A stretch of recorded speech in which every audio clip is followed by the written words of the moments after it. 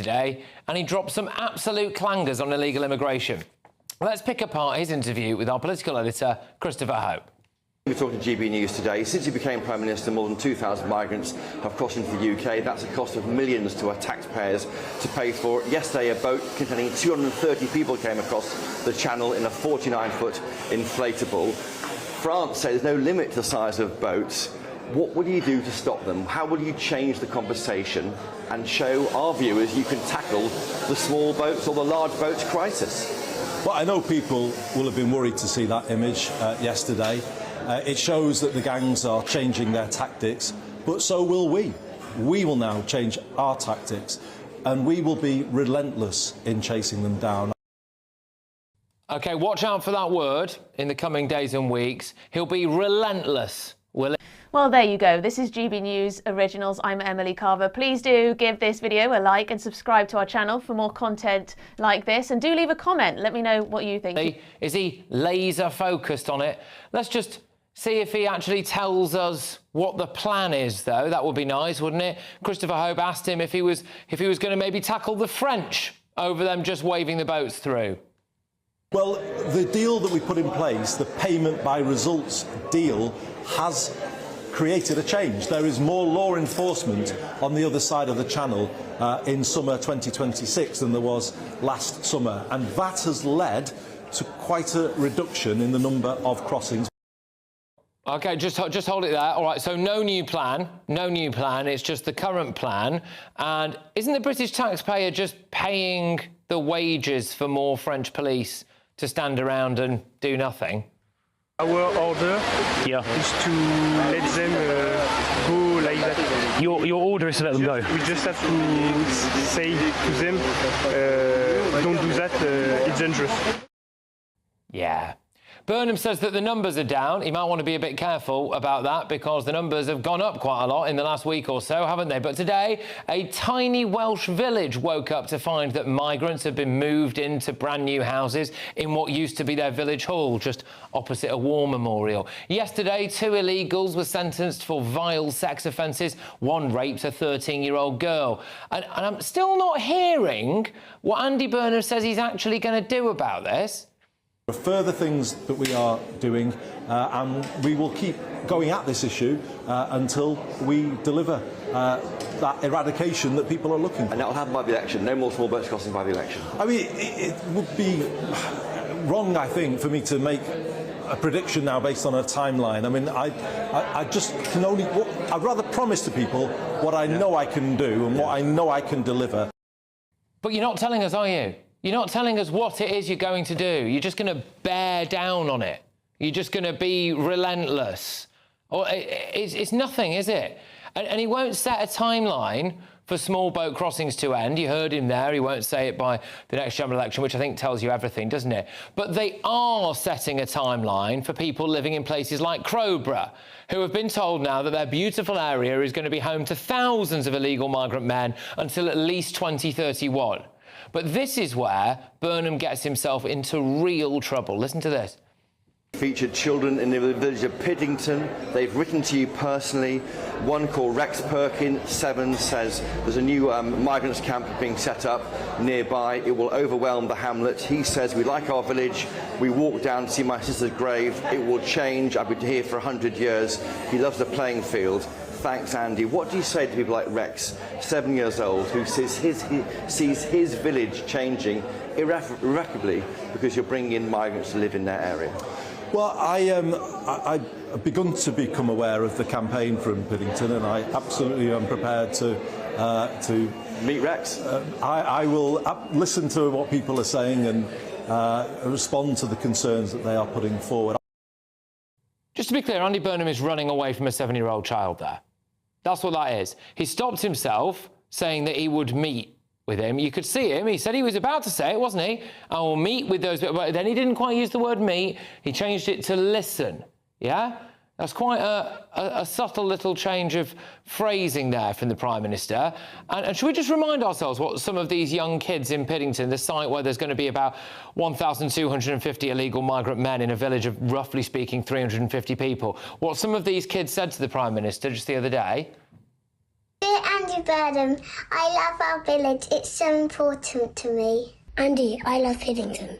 I love Piddington because I like walking my dog through the village. Mr. Burnham, I love Piddington because I like cycling through the village to see my friends. Yeah, so what's he going to do about that?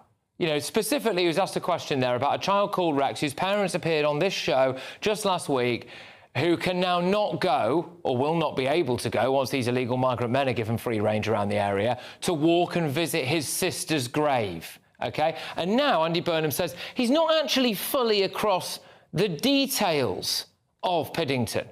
That's what he said there. It's remarkable, isn't it? It's a military barracks that is going to be converted to house 1,250 illegal migrant men who will be allowed to roam around the local area. Now, Burnham has just said, you've just heard it, that he's going to be relentless on illegal immigration.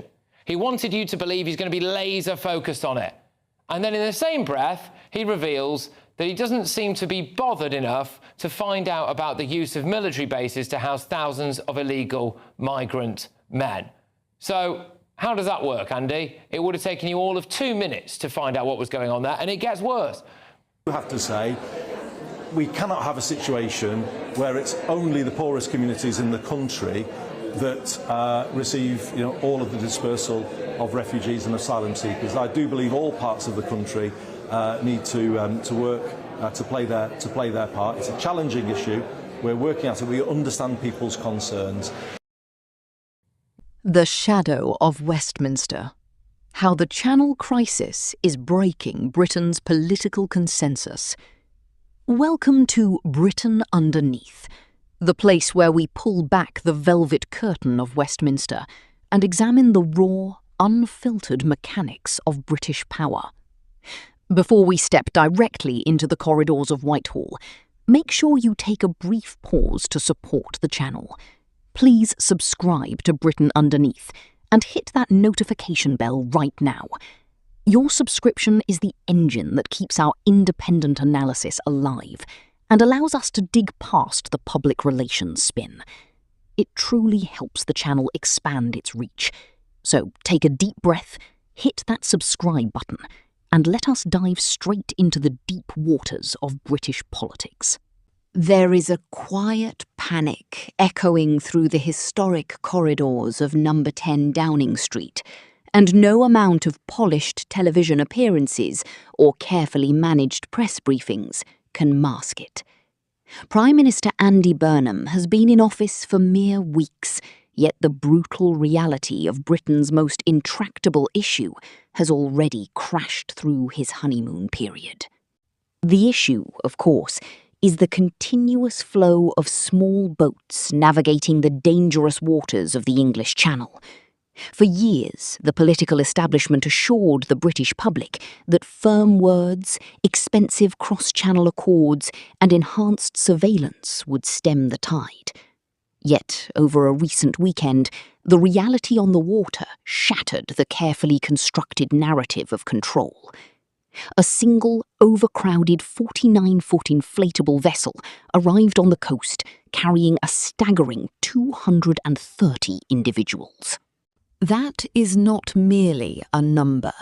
It is a monumental structural shift in how border enforcement operates, representing a brand new, alarming tactic by human smuggling networks designed to completely overwhelm coastal infrastructure. If you are finding value in this mature, real-world political breakdown, take a second to subscribe to Britain Underneath right now. Every single subscription powers our work, ensures you stay informed with high-standard commentary, and keeps our channel growing strong. The rhetoric coming out of the government machine suggests that everything is progressing according to plan. We are told that overall crossing figures have dipped compared to previous calendar years, with official estimates pointing toward a significant drop. The Prime Minister points to enhanced cooperation with continental allies, increased intelligence sharing, and deployed enforcement officers as proof that the state is regaining control. But when we strip away the clever statistics and look at the actual reality, a far more intricate and troubling picture emerges. The drop in raw numbers across the Channel is largely reflective of broader continental migration trends and shifted transit routes across mainland Europe, rather than the miraculous efficacy of British administrative policy. Smuggling syndicates have simply adapted. Faced with heavier patrols along the French shoreline, they have abandoned smaller crafts and transitioned to massive vessel capacity. They are placing hundreds of vulnerable human lives on danger. This creates an intense political dilemma for any leader trying to project authority. The public does not evaluate border control through technical percentage decreases or diplomatic jargon. They judge it by the visual reality unfolding along the coastline. When images circulate of massive crafts arriving unchecked, the illusion of state sovereignty vanishes. The Prime Minister recently appeared on national news broadcasts, attempting to assure voters that his administration is maintaining a relentless focus on the problem. Yet, when pushed directly on whether these irregular arrivals would be completely halted by the end of this parliamentary term, the response was tellingly cautious. There were no grand promises, no definitive dates, and no firm guarantees. Instead, the public received a classic political hedge, a commitment to work hard, to adjust tactics, and to remain focused, but with zero guarantee of an actual end to the crisis. To keep receiving this level of deep-dive analysis into the mechanics of our state, take a moment to subscribe to Britain Underneath. Joining our community ensures you never miss an insider report on British current affairs, while directly supporting our production team. This calculated restraint highlights the fundamental vulnerability at the heart of modern government. Politicians understand that promising total control over complex international human movements is a dangerous game. Yet, after years of public weariness, voters are rapidly losing patience with polite excuses and administrative delays. What makes the current dynamic so fascinating is the internal tension simmering within the government itself. On one hand, you have ministers attempting to project a stern, tough-on-crime posture, emphasising law enforcement action and criminal prosecution of smuggling networks. On the other hand, key figures within the same political movement advocate for a far more compassionate, humanitarian-focused framework that prioritises legal pathways and safety protocol over strict border enforcement. This duality creates a mixed, confusing message that pleases almost no one. To the security-focused voter, the government appears hesitant and soft, unwilling to enforce firm measures to protect national borders. To human rights advocates, the reliance on enforcement measures feels heartless and fails to address the root causes driving desperate people across the sea. While the government attempts to balance these competing perspectives, alternative political movements are rapidly gaining ground. Opposition figures and rising political parties are capitalising on the clear frustration of the electorate, offering straightforward, aggressive solutions that bypass diplomatic niceties altogether. Whether those proposed solutions are legally viable or practical is almost beside the point. In politics, perception is reality, and the perception right now is that the political centre is running out of answers. If you appreciate grounded, sensible political commentary without the sensationalist noise, take a quick breath and subscribe to Britain Underneath right now.